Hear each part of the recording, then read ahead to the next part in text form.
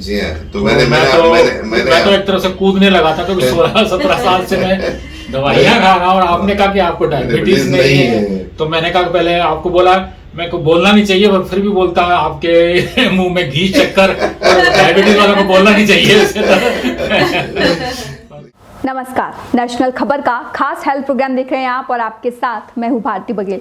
वैज्ञानिक doctor S Kumar का भारत में ही नहीं बल्कि विदेशों में भी डंका बज रहा है। जी हां, वैज्ञानिक डॉक्टर एस कुमार अब सिर्फ भारत तक ही सीमित नहीं रहे, बल्कि वह विदेशों में भी लोकप्रिय होते जा रहे हैं। उनकी लोकप्रियता का एक हिस्सा आज हम आपको इस विशेष रिपोर्ट में दिखाएंगे, जिसमें आपको देखने को मिलेगा जो पहले आपने कभी देखा नहीं होगा। ये बात मैं इसलिए कह रही हूं क्योंकि आज जिस मरीज से हम आपको परिचित कराने जा रहे हैं वो मरीज दरअसल खुद साइंटिस्ट हैं और साथ ही साथ वो डायबिटीज इकोनॉमी पर रिसर्च कर रहे हैं और काम कर भी चुके हैं। लेकिन क्या ऐसी आन पड़ी थी कि उन्हें वैज्ञानिक डॉक्टर एस कुमार के पास आना पड़ा? क्यों रिसर्च करने के बावजूद भी वो अपना डायबिटीज का इलाज नहीं कर पाए? आपको बता दें कि ये डायबिटीज मरीज पिछले 17 सालों से डायबिटीज से पीड़ित थे, लेकिन वैज्ञानिक डॉक्टर एस कुमार के पास आने के बाद, उनसे इलाज कराने के बाद ये देखने को मिला कि इनका HbA1c 9 से 7 पर आ गया। और डायबिटीज मरीज अपनी इस रिपोर्ट को देखकर कितने खुश हैं, इस बात का अंदाजा आप इस रिपोर्ट से लगा लेंगे जो हम आपको दिखाने जा रहे हैं। तो देखिए ये खास रिपोर्ट।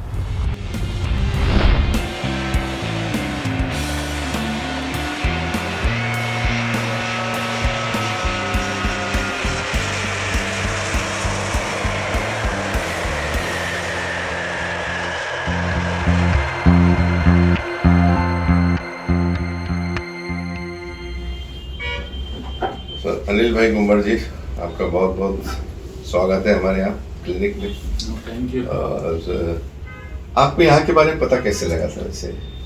हाँ, मैंने काफ़ी टाइम से मैं वीडियो देख रहा था, कुछ इसका डायबिटीज़ मेरे को 16-17 साल से थी, तो फिर पर एलोपैथिक से ज़्यादा आराम नहीं आ रहा था, तो मैं कभी आयुर्वेदिक की तरफ, कुछ नेचुरोपैथी, इस तरह की वीडियो देखता रहता था। ओके। तो उसके बाद में फिर आपकी यूट्यूब में वीडियो देखी, फिर देखा कि आपके बहुत सारे क्लिनिक हैं। मैंने 40 क्लिनिक है, तो मैंने कहा कि आप काफ़ी आपका एक्सेप्टेबल ट्रीटमेंट जरूर होगा। और फिर आपकी वीडियो में काफ़ी सारा ये बताया गया था कि कईयों को तो डायबिटीज है नहीं और हम अननेसेसरी दवाई लिए जा रहे हैं, और दवाई के अलग से कॉम्प्लिकेशंस होते हैं और साइड इफेक्ट्स हैं। तो फिर इस तरह का हमारा राइट टाइप का ट्रीटमेंट नहीं चल रहा। फिर आपकी एक और वीडियो देखी थी ध्यान से, तो उसने आपने वही बताया कि 5 टेस्ट करवाने चाहिए यहाँ पर। कहीं भी मैंने यूके में भी कंपेयर किया, तो वो यूके में नहीं कर पा, कोई नहीं करवा रहा। और सी पेप्टाइड लेवल कभी टेस्ट नहीं करते। हाँ, ये फास्टिंग ब्लड टेस्ट और HbA1c और कॉमन, ये बहुत कॉमन है, पर इसके आगे बढ़ते नहीं है। बस उसी के बेस पे ही वो क्लासिफाई कर देते हैं कि हाँ भी डायबिटीज है। पहले शुरू में मेरे को भी ऐसे रहता, 1985 में डायबिटीज डिक्लेयर करी थी, तो 1 साल में डाइट पे थोड़ा सा चेंजेस किया, कंट्रोल किया, पर इतना नहीं हुआ। फिर उसके बाद से मेडिसिन शुरू कर दिया था, और धीरे धीरे मैंने कई बार एग्जांपल दिया आपने। इवन हमारी जो साउथ एशियन हेल्थ फाउंडेशन है, उसमें हम डायबिटीज़ हर साल डिस्कस करते हैं, न्यू ट्रीटमेंट। तो वहाँ पे मैंने अपना प्रेजेंटेशन किया था, केस स्टडी। तो मैंने वही उनको बताया था कि मैं खाली जब 86 में ना एक मेटफॉर्मिन की बस की डब्बी लेके चला था, अभी मैं कैरी बैग लेके जा रहा हूं। क्या बात है। 16 साल में वो दवाइयां बढ़ते पूरा कैरी बैग उठाना पड़ता है। कहाँ 100 ग्राम की दवाई और कहाँ आप 5 किलो का कैरी बैग उठा रहे हैं। तो साइकोलॉजिकली आदमी उसमें बिल्कुल। और मैंने यूके में वो भी यूके एशियन डायबिटीज ट्रायल में मैं हेल्थ इकोनॉमिस्ट, मैंने इकोनॉमिक इवैल्यूएशन किया था। वो वर्ल्ड की लार्जेस्ट है साउथ एशियन के ऊपर। हमने करीब 1500 पेशेंट्स रिक्रूट किए थे। उनमें भी कहा था कि नर्स की जो डाइट की इंटरवेंशन है बहुत इंपॉर्टेंट काम है, और आपने भी उसी के बारे में बताया जब diet is very important, plus exercise definitely. तो थोड़ी बहुत तो मैं एक्सरसाइज कर रहा था, बट डाइट पे कंट्रोल करना, क्योंकि डाइट ओके, कभी बोलते हैं एटकिंसन डाइट फॉलो करो, कभी दूसरी करो, लेस कार्बोहाइड्रेट की तो फॉलो करते हैं हम, क्योंकि अभी भी NHS नेशनल हेल्थ सर्विसेज है, उसमें भी अभी इतना कार्बोहाइड्रेट पे इतना इम्पोर्टेंस नहीं दी गया। हाँ, डायबिटीज वालों को बोलते हैं कि 50% आप कार्ब करिए और 50%, पर इसको बिल्कुल मेथोडोलॉजिकली मतलब उसको फोर्स नहीं की एडवाइस दी हुई है बस।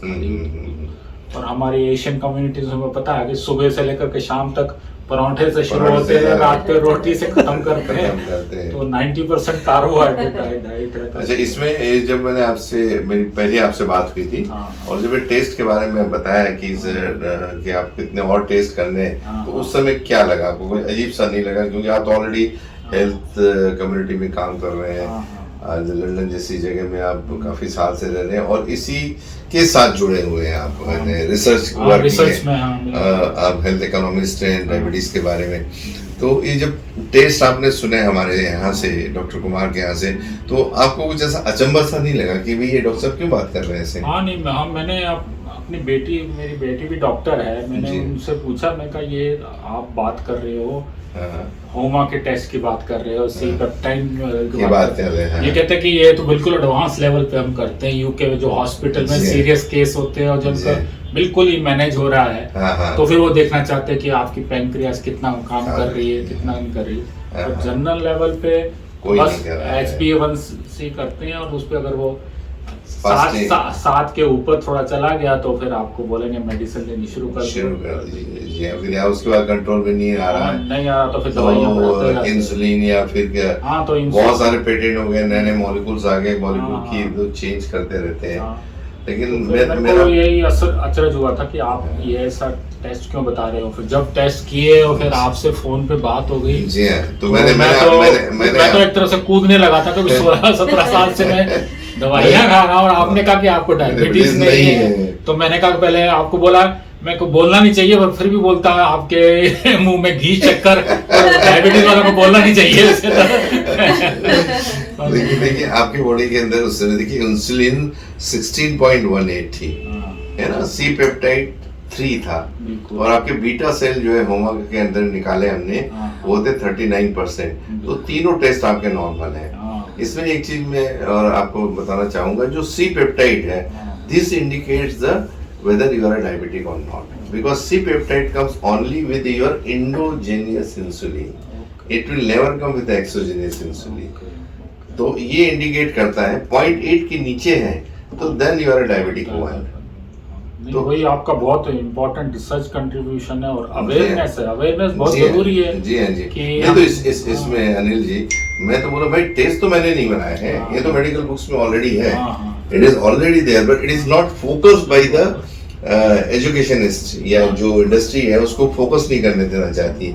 अगर ऐसा होगा तो डायबिटीज जड़ से खत्म हो जाएगी ना, क्योंकि जब आपके बीटा से, जब देखिए टाइफाइड ठीक हो रहा है, मलेरिया ठीक होता है, टीबी 6 महीने में खत्म हो जाती है, फिर हम ये डायबिटीज को ट्रीटमेंट है सालों साल चल रहे हैं। अभी आप खुद बोलेंगे 17 साल हो गए, तो मेरे यहाँ से 30 और 35 साल से लोग आ रहे हैं और इतनी इंसुलिन ले रहे हैं और उनको डायबिटीज नहीं है। तो एक बेसिकली रिसर्च का कंसेप्ट है ये, और आप इस चीज में हम चाहते हैं कि थोड़ा सा और लोगों तक ये चीज जाए और लोगों को इसका और भी फायदा उठा सके। तो आप इस चीज को इंग्लैंड में कैसे हम लोग इसको अवेयरनेस कर सकते हैं? आपने बोला कि किसी से जुड़े हुए हैं आप। जैसे मैंने बताया ना कि साउथ एशियन हेल्थ फाउंडेशन है, जब भी आप यूके में आए तो आपका एक नेशनल लेवल पे एक सेमिनार किया जाएगा ताकि अवेयरनेस है, और उनकी एनुअल कॉन्फ्रेंस तो होती है, उसमें वो स्पेशल इनविटेशन दिया जाता है, उसमें हर तरह के क्लिनिशियंस आते हैं, right from the nursing staff, diabetic nurse से लेकर के एंडोक्रोलॉजिस्ट और कार्डियोलॉजिस्ट सब आते हैं, तो उनका नेटवर्क काफी अच्छा है। और वो तो मैं ये कह रहा हूँ कि ये सिर्फ इंडिया का इशू नहीं होगा, नेशनल इशू है, it is not only for India, for all the countries. So मैं I would request you to, जब भी अगर नेक्स्ट होता है आपका, तो please invite us on behalf of them, we'll come over there and we'll talk to them, you know, fundamentally in the biochemistry, because जब तक आप जड़ से काम नहीं करेंगे तब तक ठीक होने वाली नहीं है। देखिए किसी जमाने में न मलेरिया ठीक हुआ करता था, टाइफाइड ठीक हुआ, ना टीबी ठीक हुआ करती थी। लेकिन after some time when they found the cause of that, cause के ऊपर उन्होंने ऑब्जेक्ट बनाया और टारगेट बना के मेडिसिन बनाई, और अभी तो नलीफाई, पोलियो खत्म हो गया है। बिल्कुल बिल्कुल। तो as a researcher, medical researcher, मैं ये कहना चाहता हूँ कि अगर ये सारे टेस्ट, अगर हमारी मेडिकल फील्ड अगर इसको इम्प्लीमेंटेशन में लाए, ऐसा नहीं कि इम्प्लीमेंटेशन नहीं हो रहा है, अगर इम्प्लीमेंटेशन से आएगा तो जो हम लोग बोल रहे हैं कि इंडिया की अगर बात करें तो पीपल से by 2025 India is going to be diabetic capital of the world. मेरा कहना है कि अगर इसको अडॉप्ट किया जाए तो अगले 50 साल में अनिल साहब भारत में डायबिटीज का नामो निशान खत्म हो सकता है। हाँ, तो डायबिटीज का वो भी तो है ना कि उसके सेकेंडरी कॉम्प्लिकेशंस कितने हैं? कॉम्प्लिकेशन बहुत ज्यादा है। जैसे आप अभी एग्जांपल दे रहे थे कि एम्पुटेशन तो बहुत कॉमन होता है। मैंने जैसे बताया कि सेकेंडरी प्रॉब्लम है, वो आपके लंदन से ही आए थे, उनका वीडियो भी हमने डाला है कि जो 20 साल से पीड़ित थे, इंसुलिन चालू थी और एम्पुटेशन की बात आ गई, तो फिर ऐसा कैसे हो रहा है? जब मैंने उनको बोला कि आपको डायबिटीज नहीं है तो बड़े परेशान हो गए वो लोग, और 15 दिन में मेरे पास आए रहे, और पहला रिपोर्ट उनका जो 400 450 शुगर थी वो 150 में आ गई। उनके इंसुलिन बनकर आया। मैंने सबसे पहले तो मैंने कहा it is causing insulin resistance, तो आप रिजल्ट्स कैसे लेंगे? और यही हमने बेसिकली जो सोचने का जो कंसेप्ट है हमारा रुक गया है, और मैं चाहता हूँ कि आप थोड़ा सा इसको नेशनल लेवल पे ले और इंटरनेशनल लेवल पे जाए तो हो सकता है लोगों को बहुत इसका फायदा होगा। और बिल्कुल बेसिक्स में है ना, कितने पेटेंट हो चुके हैं अभी इधर, लेकिन अब आपको तो आराम तो मिल ही नहीं रहा है इसमें से। यूके में तो ऐसे बोला गया ना कि almost 15 to 20% population ethnic minorities की है, और ज्यादातर साउथ एशियन ओरिजिन है। और हमने जो लांसेट में हमारा पेपर पब्लिश हुआ था उसमें क्लियरली लिखा हुआ कि 8 times रिस्क फैक्टर ज्यादा है south Asian to have a diabetes, and also kidney failure is also 4 times higher than the, तो कॉम्प्लिकेशंस तो बहुत ज्यादा, सेकेंडरी कॉम्प्लिकेशंस बहुत ज्यादा है। और जो आदमी इससे जुड़ा हुआ है, जिसको डायबिटीज है, वो जानता है कि इसकी प्रॉब्लम्स क्या है। आम आदमी को समझ में नहीं आती है। तो मेरा तो अगर इस रिसर्च के बेस पे अगर मैं चलूँ तो मैं आज भी कहता हूँ, मेरे अभी 50 क्लिनिक हो गए इंडिया में, but I yet to find a diabetic patient in my clinic. लेकिन ओपीडी डायबिटीज पेशेंट की, they are so called diabetic. मैं बोला आपको डायबिटीज बोला गया, आपको डायबिटीज, शुगर आपकी बढ़ी हुई है, because it is not being utilised the cellular level. Everybody is forcing on oral hypoglycaemic tablets which are working on the pancreatic cell to produce more insulin, and more insulin is resulting into hyperinsulinemia causing insulin resistance। तो ये तो science है और अपने books में लिखा है, but everybody will talk on hypertension, triglycerides, cholesterol, but nobody is talking hyperinsulinemia, but it is all well described ना। तो क्योंकि वही अप्रोच रहा है ना कि अब पीछे उन्होंने काफी पिछले 5-6 साल से डापाग्लिसोलाजोन यूज शुरू किया उन्होंने दवाई, ताकि ना आपके ब्लड में से शुगर निकल के यूरिन के थ्रू बाहर निकलती जाए। उससे वेट लॉस भी होता है। हाँ, फॉर ओबीस पीपल के लिए वो बहुत अच्छी दवाई है। पर जो नॉर्मल आदमी उसको देते हैं तो उसका तो बल्कि और साइड इफेक्ट ही नजर आ रहे हैं। बल्कि थोड़े टाइम पे ना आपको HbA1c का रीडिंग अच्छी आ जाएगी और फिर 6 महीने साल भर बाद वापस यूर गोइंग बैक। तो मतलब कि वही हो रहा है कि क्लिनिकली मतलब हम उसको टैकल नहीं कर पा रहे हैं। और what we are doing in appropriate diet is evidence based. हम बोल रहे हैं आप एविडेंस लेके आइए और आप अपने रिपोर्ट्स को देखिए कि कहाँ फर्क पड़ता है। तो हमारे यहाँ जो करने का तरीका वही है कि आपकी जो फर्स्ट लाइन ट्रीटमेंट है हमारी आपके यहाँ चालू ही रहती है, बिकॉज बॉडी हैज सैचुरेटेड हो गई है, हैबिचुएटेड हो गई है। तो जब ऑर्गन्स आपके जो सेलुलर बीटा सेल जब सेंसिटिव हो जाते हैं, रेजिस्टेंस खत्म हो जाता है, तो नेचुरली जब 5.8 आपका HbA1c आता है तब हम एलोपैथी हम बंद करते हैं और उसके बाद में धीरे धीरे जो हम सेंसिटाइजर दे रहे हैं वो भी खत्म हो जाते हैं। जो भी हमने आपको दिया insulin sensitiser and well acclaimed throughout the world. ऐसा नहीं कि हम बोल रहे हैं, बुक्स में दिख रहा है, इनोसिटेरॉल है, अल्फा लिपोलिक एसिड है, ओमेगा 3 है, सो दे आर वेल acclaimed ऐसे इंसुलिन सेंसिटाइजर। तो आपको जैसा शुद्ध हिंदी में या किसी को समझाने के लिए हमेशा बोलते हैं लॉक एंड की है, तो की नहीं खुल रही है इंसुलिन की, तो हम उसमें ऑयल डाल के थोड़ा सा आपको घुमा देना है, डोर खुल गया, आपको शुगर इनलेट हो गई तो बाहर तो नेचुरली कम मिलेगी। तो इसको बेसिकली सोचने का ढंग एक पूरे इसमें चेंज करना चाहिए, जो डिपार्टमेंट से जुड़े हुए हैं या एजुकेशनल कंसर्न जुड़े हैं। मुझे ऐसा लगता है कि डायबिटीज़ पूरी दुनिया से हट सकती है, subject to if they consulted scientifically.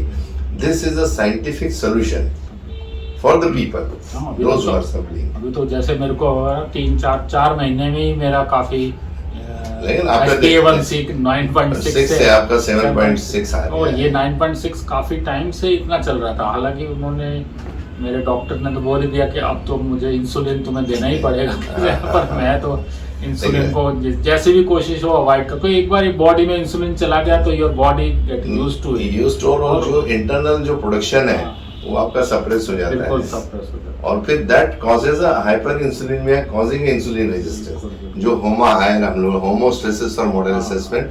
तो ये आप एकदम कॉर्नर पे 2.5 के नीचे होना चाहिए, तो ये ऑलमोस्ट इंसुलिन रेजिस्टेंट। तो आप कैसे काम करेंगे? आप कुछ नहीं कर सकते।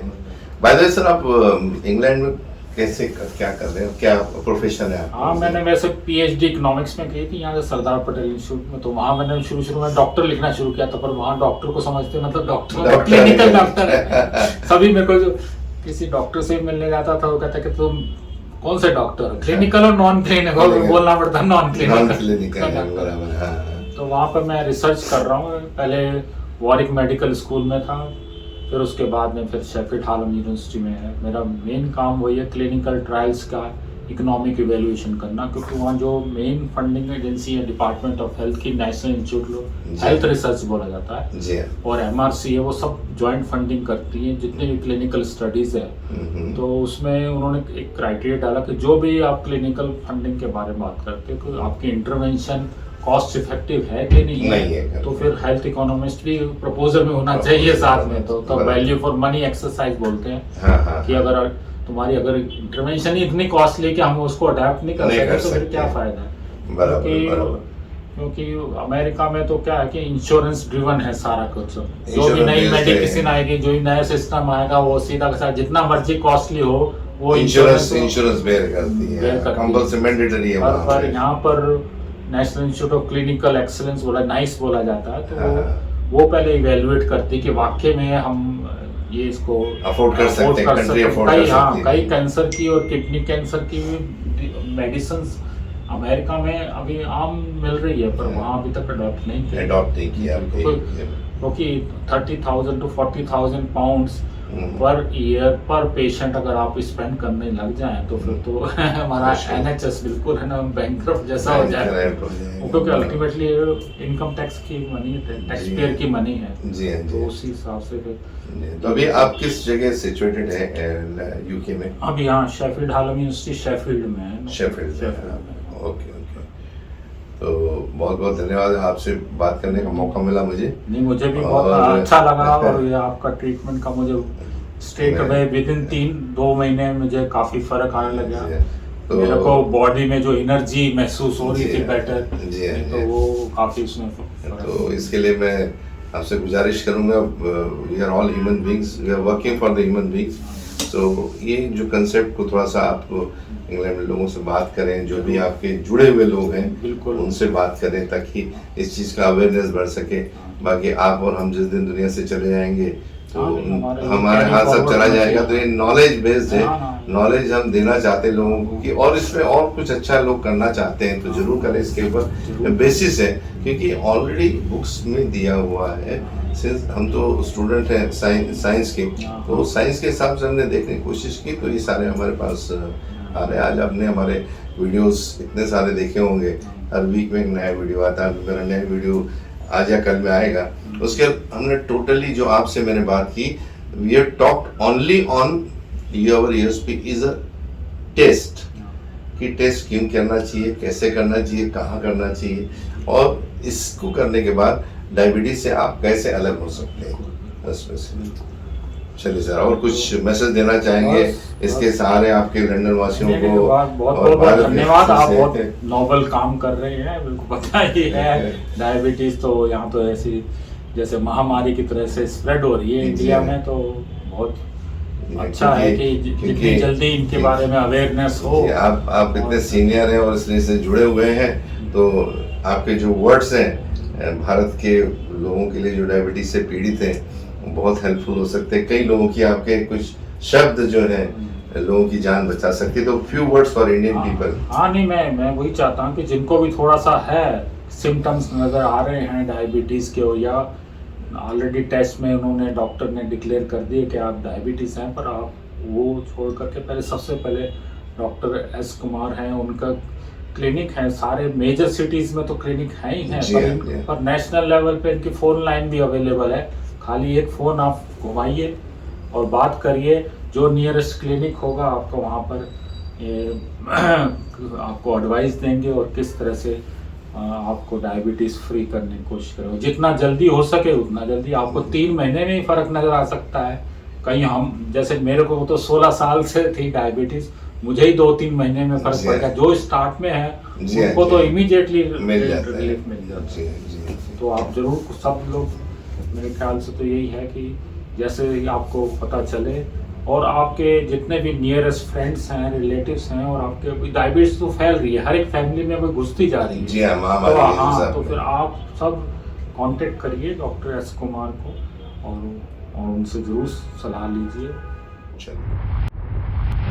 इस इंटरव्यू को देखने के बाद आपको ये आइडिया तो हो गया होगा कि डायबिटीज में टेस्ट की जो भूमिका है वो कितनी अहम है, क्योंकि जब ये टेस्ट 3 प्रकार के कराए जाते हैं बाकी डॉक्टर्स के द्वारा, तो डायबिटीज 99.9% आती ही आती है। लेकिन जब ये 3 टेस्ट 6 में बदल जाते हैं, वैज्ञानिक डॉक्टर एस कुमार के द्वारा कराए जाते हैं, तो 99.9% चांसेस होते हैं कि आपको डायबिटीज है ही नहीं, जैसा कि वैज्ञानिक दावा भी करते हैं। वैज्ञानिक का दावा है कि भारत में 90% लोग बिना डायबिटीज ही डायबिटीज का इलाज और इंसुलिन ले रहे हैं। इसके साथ ही साथ वैज्ञानिक डॉक्टर एस कुमार की 55 से ज्यादा शाखाएं हैं। साथ ही वैज्ञानिक डॉक्टर एस कुमार को 20 साल से ज्यादा का तजुर्बा है, और वैज्ञानिक doctor S Kumar diabetes killer के नाम से भी जाने जाते हैं। इसके साथ ही साथ आपको बता दें कि वैज्ञानिक डॉक्टर एस कुमार ने कई किताबें लिखी हैं, जिसमें दूध का भूत उनकी प्रसिद्ध किताब है।